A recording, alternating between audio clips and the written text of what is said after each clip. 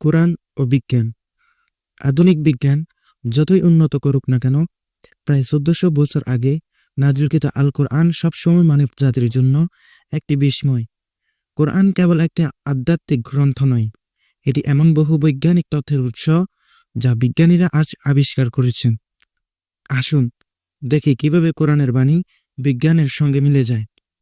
মহাবিশ্বের সম্প্রসারণ, expansion of the universe. বিজ্ঞানী এডউইন হাবল ১৯২৯ সালে প্রমাণ করেন যে মহাবিশ্ব ক্রমশ প্রসারিত হচ্ছে, অথচ কোরআন বহু আগে এটি উল্লেখ করেছে। আল্লাহ তাআলা বলেন, আমি আকাশমণ্ডলীকে শক্ত হাতে সৃষ্টি করেছি এবং অবশ্যই আমি তা সম্প্রসারিত করেছি। সূরা আয-যারিয়াত ৪৭। এটি প্রমাণ করে যে মহাবিশ্বের প্রসারণের ধারণা বিজ্ঞানীদের আবিষ্কারের বহু আগে থেকে কোরআনে বলা হয়েছিল।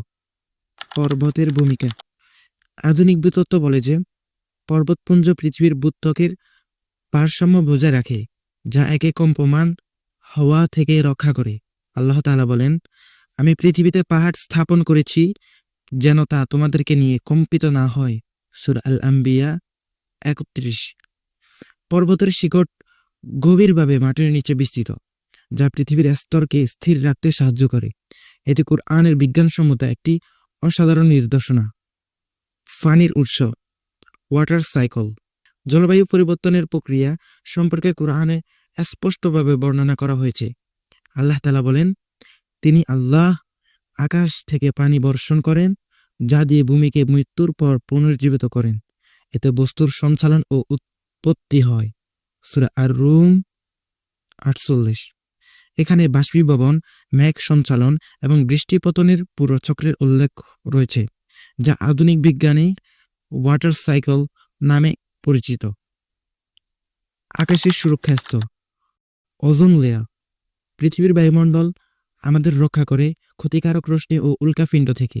আল্লাহ তাআলা বলেন, আমি আকাশকে করেছি সুরক্ষিত ছাদ। সূরা আল-আম্বিয়া ৩২।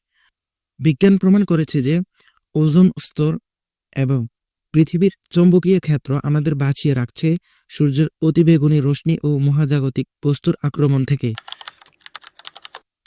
কোরআন শুধু ইবাদত ও নৈতিকতার শিক্ষা দেয় না, বরং বৈজ্ঞানিক চিন্তা ও গবেষণাকে উৎসাহিত করে। এই মহাগ্রন্থে বিজ্ঞান ও বিশ্বাসের মধ্যে এক অনন্য সংযোগ রয়েছে। কোরআনের প্রতিটি আয়াত মহান আল্লাহর জ্ঞানের নিদর্শন, যা আমাদেরকে প্রকৃত সত্যের দিকে আহ্বান জানায়। পরিশেষে বলা যায়, আল্লাহ তাআলার বাণী সত্য এবং তিনি বলেছেন, আমি শীঘ্রই তাদেরকে আমার নিদর্শনসমূহ দেখাবো, তাদের নিজেদের মধ্যে এবং পৃথিবীতে, যতক্ষণ না তাদের কাছে পরিষ্কার হয়ে যায় যে এটি সত্য। সূরা ফুসসিলাত ৫৩।